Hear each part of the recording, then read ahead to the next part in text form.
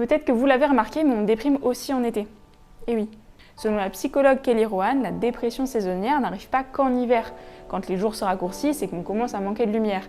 Il existe aussi une version estivale de la déprime, plutôt liée à la chaleur et à l'humidité. Dans les deux cas, on parle d'un trouble affectif saisonnier. Mais c'est pas un simple coup de mou, c'est une véritable dépression. Car tous les symptômes sont là. Tristesse, désintérêt pour les choses sociales, difficulté de concentration, troubles du sommeil, de l'appétit. La différence avec ces symptômes, c'est leur temporalité, leur régularité.